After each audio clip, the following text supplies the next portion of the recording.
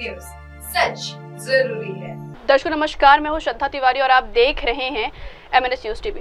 तो स्वागत है आपका ब्रेक के बाद देश और प्रदेश की खबरों में। एक नजर आज की हेडलाइंस की ओर। तेज प्रताप की बेदखली पर प्रशांत किशोर का मास्टर। कांग्रेस सांसद नीति आयोग पर झपकी। आंधी तूफान और तेज हवा के साथ जारी। तो खबरें विस्तार से। तेज प्रताप की बेदखली पर प्रशांत किशोर का मास्टर स्ट्रोक। बिहार की सियासत में एक बार फिर हलचल मच गई। इस बार वजह बने हैं लालू यादव के बड़े बेटे तेज प्रताप यादव, जिन्हें आरजेडी से 6 साल के लिए निष्कासित कर दिया गया। इतना ही नहीं, लालू प्रसाद यादव ने उन्हें पारिवारिक रिश्तों से भी बाहर कर दिया, जिससे यह मुद्दा महज घरेलू विवाद न रहकर एक बड़ा राजनीतिक मोड़ बन गया। इसी बीच बिहार की राजनीति में एक नया ट्विस्ट लेकर आए हैं जन सुराज के संस्थापक प्रशांत किशोर। वैशाली में एक जनसभा के दौरान पीके ने तेज प्रताप की बेदखली को लेकर बड़ा बयान दिया है, जिसने सियासी गलियारों में चर्चाएं तेज कर दी। दरअसल जन सुराज के मुखिया प्रशांत किशोर ने कहा है कि तेज प्रताप को निकालना उतना अहम नहीं जितना ये सवाल है कि लालू यादव मुख्यमंत्री के लिए यादव समाज से बाहर क्यों नहीं सोचते।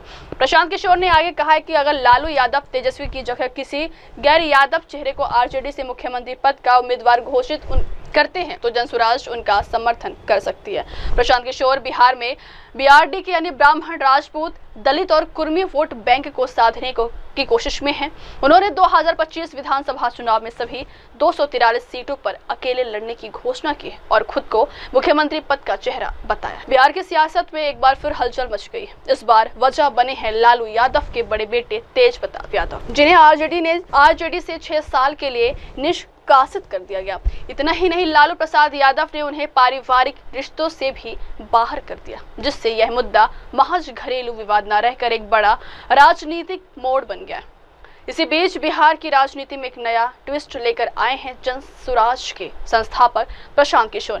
वैशाली में एक जनसभा के दौरान पीके ने तेज प्रताप की बेदखली को लेकर बड़ा बयान दिया है, जिसने सियासी गलियारों में चर्चाएं तेज कर दी। दरअसल जन सुराज के मुखिया प्रशांत किशोर ने कहा है कि तेज प्रताप को निकालना उतना अहम नहीं जितना ये सवाल है कि लालू यादव मुख्यमंत्री के लिए यादव समाज से बाहर क्यों नहीं सोचते।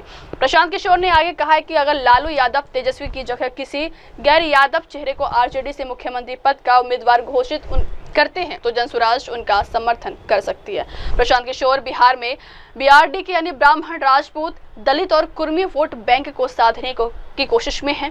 उन्होंने 2025 विधानसभा चुनाव में सभी 243 सीटों पर अकेले लड़ने की घोषणा की और खुद को मुख्यमंत्री पद का चेहरा बताया। बिहार की सियासत में एक बार फिर हलचल मच गई। इस बार वजह बने हैं लालू यादव के बड़े बेटे तेज प्रताप यादव, जिन्हें आरजेडी से 6 साल के लिए निष्कासित कर दिया गया। इतना ही नहीं, लालू प्रसाद यादव ने उन्हें पारिवारिक रिश्तों से भी बाहर कर दिया, जिससे यह मुद्दा महज घरेलू विवाद न रहकर एक बड़ा राजनीतिक मोड़ बन गया। इसी बीच बिहार की राजनीति में एक नया ट्विस्ट लेकर आए हैं जन सुराज के संस्थापक प्रशांत किशोर। वैशाली में एक जनसभा के दौरान पीके ने तेज प्रताप की बेदखली को लेकर बड़ा बयान दिया है, जिसने सियासी गलियारों में चर्चाएं तेज कर दी। दरअसल जन सुराज के मुखिया प्रशांत किशोर ने कहा है कि तेज प्रताप को निकालना उतना अहम नहीं जितना ये सवाल है कि लालू यादव मुख्यमंत्री के लिए यादव समाज से बाहर क्यों नहीं सोचते। प्रशांत किशोर ने आगे कहा है कि अगर लालू यादव तेजस्वी की जगह किसी गैर यादव चेहरे को आरजेडी से मुख्यमंत्री पद का उम्मीदवार घोषित करते हैं तो जनसुराज उनका समर्थन कर सकती है। प्रशांत किशोर बिहार में बीआरडी के यानी ब्राह्मण, राजपूत, दलित और कुर्मी वोट बैंक को साधने की कोशिश में हैं। उन्होंने 2025 विधानसभा चुनाव में सभी 243 सीटों पर अकेले लड़ने की घोषणा की और खुद को मुख्यमंत्री पद का चेहरा बताया। नीति आयोग की बैठक से जो निष्कर्ष वो निकाल रहे हैं, मैं उनसे कहूंगा सबसे पहले तो जो एक सूची है भूख वाली, उसको देख लें, जिसमें हम बांग्लादेश और पाकिस्तान से भी नीचे हैं, नेपाल से भी नीचे हैं। पहले उस सच्चाई को जान लें। कानपुर के किसी बाजार में आ गए हैं, महंगाई के बारे में जान लें। किसी गरीब घर में चले जाएं, उसकी खुराक के बारे में जान लें, बेरोजगारी के बारे में जान लें। तो नीति आयोग तो एयर कंडीशन कमरे में बैठ के जो मोदी जी कहते थे वो घोषणा कर देता है। जिस तरह से ऑपरेशन सिंदूर को लेकर डेलीगेशन बाहर भेजा गया है, हाँ, क्या भारत पाकिस्तान के चेहरे को उजागर कर रहेगा? डेलीगेशन जो बाहर गया है भारत, देखिए ये कोई पहली बार तो नहीं भेजा गया है। इंदिरा जी ने अटल जी को भेजा था, नरसिंह राव जी ने भेजा था, सब भेजते रहे हैं और ये परंपरा रही। जाने दीजिए, ये आएंगे तो कुछ न कुछ वहाँ भारत का जो एक पक्ष है उसको रखेंगे और भारत का पक्ष रखा जाना चाहिए। हमने कहा है आतंकवाद से लड़ाई में कांग्रेस पार्टी का पूरा समर्थन सरकार के साथ है, तो हम अपना पक्ष वहाँ रखेंगे। आज 20 जो एनडीए के मुख्यमंत्री हैं उनकी बैठक कर रहे हैं पीएम मोदी दिल्ली में, क्या कहेंगे? ठीक है, यह परंपरा रही है पुरानी कि जब नीति आयोग वगैरह की बैठक होती है या कोई ऐसी बैठक होती है तो मुख्यमंत्रियों की बैठक प्रधानमंत्री बुलाते रहे हैं। अब कम से कम कांग्रेस पार्टी में राहुल गांधी ने इतना ज्यादा दबाव बना लिया है कि वो अब मुख्यमंत्रियों को पहचानने लगे, वरना तो पहचानने से इनकार करते थे मोदी जी। बढ़ती अगली खबर क्या, कांग्रेस सांसद नीति आयोग पर जमकर बरसे। नीति आयोग की 10वीं गवर्निंग काउंसिल मीटिंग में दिए गए एक बयान पर राजनीतिक बहस में बदल गया है। कांग्रेस सांसद प्रमोद तिवारी ने कड़ी प्रतिक्रिया देते हुए कहा है कि आयोग किसी भी निष्कर्ष पर पहुंचने से पहले भारत की स्थिति ग्लोबल हंगर इंडेक्स में जरूर देखें, जहां हम पाकिस्तान, बांग्लादेश और नेपाल से भी पीछे हैं। उन्होंने आरोप लगाया है कि आयोग वहां जो है एसी कमरे में बैठकर वही बातें दोहराता है जो प्रधानमंत्री कहते हैं। उनके बयान ने नीति आयोग की निष्पक्षता और जमीनी हकीकत से उसके जुड़ाव पर कई गंभीर सवाल खड़े कर दिए। दूसरी ओर उन्होंने केंद्र सरकार पर तंज कसते हुए कहा है कि अब राहुल गांधी के दबाव के कारण प्रधानमंत्री नरेंद्र मोदी को मजबूरी में ही सही, लेकिन अब वे मुख्यमंत्रियों को पहचानने लगे। उन्होंने यह भी जोड़ा है कि पहले तो प्रधानमंत्री राज्यों के नेताओं को नजरअंदाज करते थे, लेकिन अब विपक्ष की सक्रियता ने उनकी राजनीति की दिशा बदल दी। वहीं प्रमोद तिवारी ने सवाल उठाया है कि जब देश की स्थिति ग्लोबल हंगर इंडेक्स में अपने पड़ोसी देशों से भी खराब हो, तब विकास और उपलब्धियों की बातें कैसे की जा सकती है। उन्होंने कहा है कि नीति आयोग को यह समझना चाहिए कि जमीनी स्तर पर हालात क्या है, ना कि केवल प्रधानमंत्री की बातों को ही दोहराया जाए। नीति आयोग की 10वीं गवर्निंग काउंसिल मीटिंग में दिए गए एक बयान पर राजनीतिक बहस में बदल गया है। कांग्रेस सांसद प्रमोद तिवारी ने कड़ी प्रतिक्रिया देते हुए कहा है कि आयोग किसी भी निष्कर्ष पर पहुंचने से पहले भारत की स्थिति ग्लोबल हंगर इंडेक्स में जरूर देखें, जहां हम पाकिस्तान, बांग्लादेश और नेपाल से भी पीछे हैं। उन्होंने आरोप लगाया है कि आयोग वहां जो है एसी कमरे में बैठकर वही बातें दोहराता है जो प्रधानमंत्री कहते हैं। उनके बयान ने नीति आयोग की निष्पक्षता और जमीनी हकीकत से उसके जुड़ाव पर कई गंभीर सवाल खड़े कर दिए।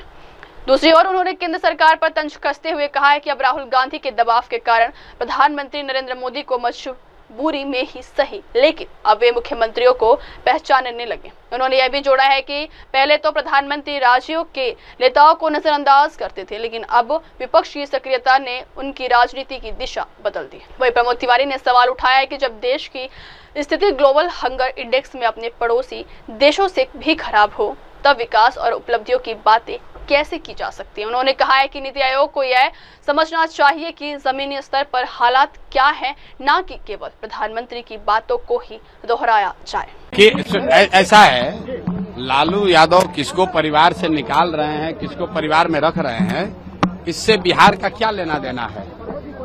लालू यादव ने क्या कहा है कि कोई यादव समाज का काबिल आदमी है उसको हम नेता बना देंगे। लालू यादव तो आज भी यही चाहते हैं कि तेजस्वी यादव ही बिहार के नेता बने। हम लोग तो जनसुराज में हमने ओपन कहा है कि राजद की ओर से लालू जी ये कह दें कि अगर वो जात की बात करते हैं, छोड़िए पूरा बिहार का बात, अगर उनको यादवों की चिंता है तो यादव समाज से किसी आदमी को मुख्यमंत्री का चेहरा घोषित कर दे, जनसुराज उनके समर्थन में खड़ा हो जाएगा। खड़ा होकर दिखाइए।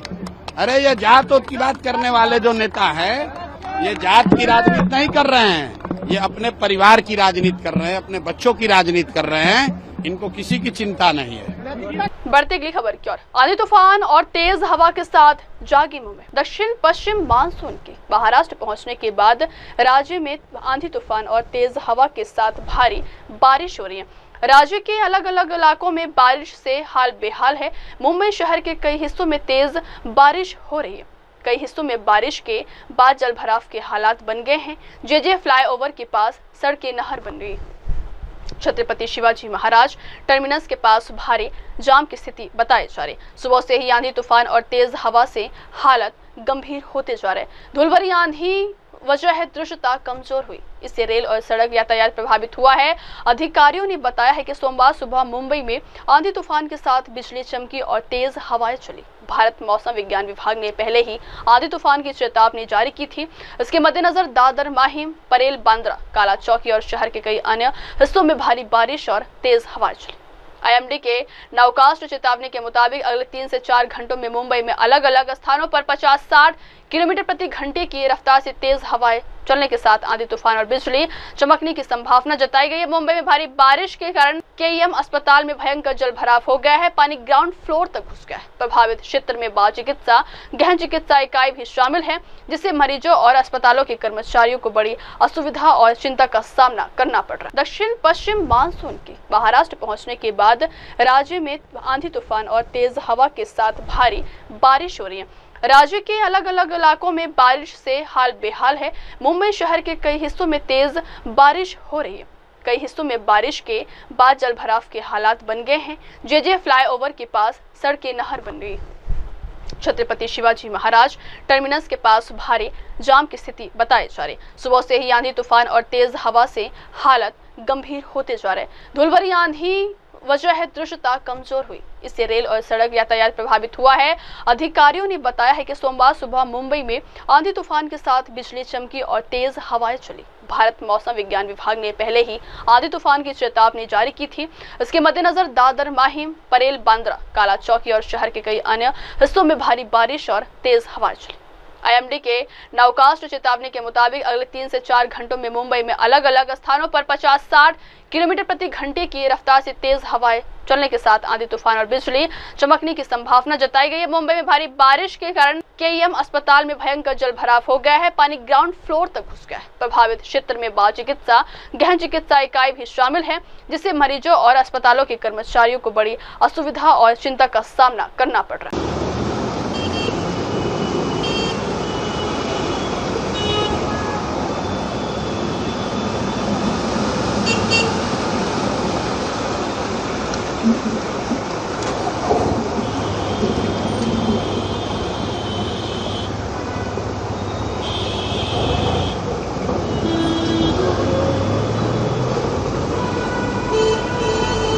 के कुछ बंद करता हूँ मैं, है ना? ये वीडियो पे देंगे आप दिखा दीजिएगा। हाँ, ये खाली वीडियो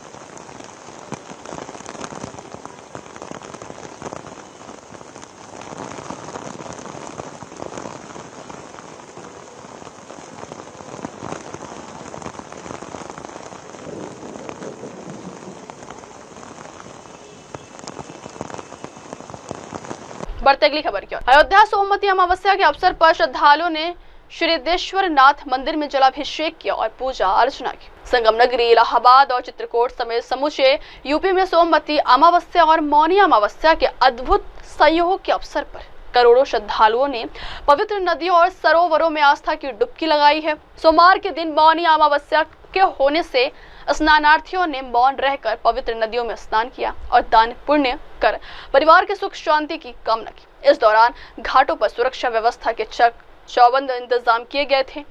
स्नान के दौरान दुर्घटनाओं से बचने के लिए नौका और गोताखोर तैनात किए गए थे। इसके अलावा घाटों पर मौजूद जल पुलिस लाउडस्पीकर के माध्यम से स्नानार्थियों को नदी के खतरे वाले क्षेत्र में न जाने के प्रति आगाह करती रही। नदी किनारे स्थित मंदिरों के घंटे घड़ियाल पूरे दिन बजते रहे। श्रद्धालुओं ने कतार में लगकर पूजा अर्चना की। इस दौरान शरारती तत्वों पर नजर रखने के लिए जगह जगह क्लोज सर्किट टीवी कैमरे लगाए गए थे। अयोध्या में सरयू तट पर स्थित नया घाट, गुप्तार घाट, झुमकी घाट, गोला घाट और जमथारा घाट में श्रद्धालुओं का तांता भोर से ही लगना शुरू हो गया था।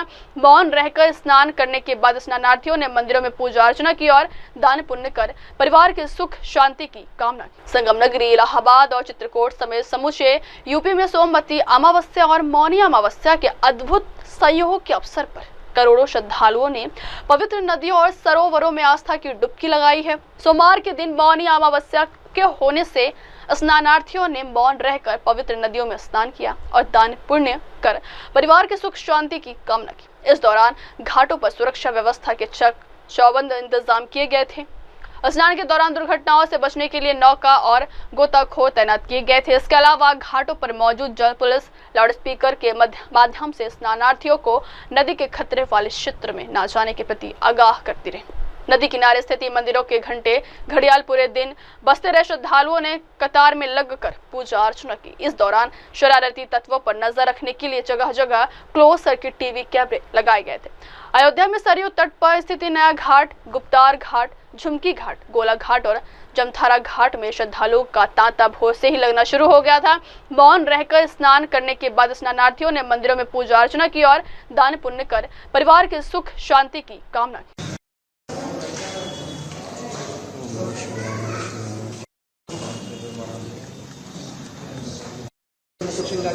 तो भुजम डाला, धारी मंत्र पास कराला, भैरव कृष्ण से काही चिंतान मंत्राई मंडलास का निकट सहारा करिए सिंचन इसका धारा संकाली सारा होने चिंतन मंत्री भैरव के चिन्ह वाले दुकान संगी गायत्री मंदारिंगी और विशीकरण समूह विष्णु चतुर काले माता का तिलक का धाता साधक प्रति प्रातः नमः माया प्रख्याता मंत्र चलित भारी पूजा ये समाज हो गए। मृतका चलित भारी प्रीता ये समाज तीन लोग के तरीसा भारी विचरण के हन कल्याणी हरे विष्णु सर्वोच्च विजय सब दिनांक को तिलक को आत्मावाद धर्म का की हनो जो करवा के चोरों का दिल चिंता का वे रण में नीचे गिर जाओ।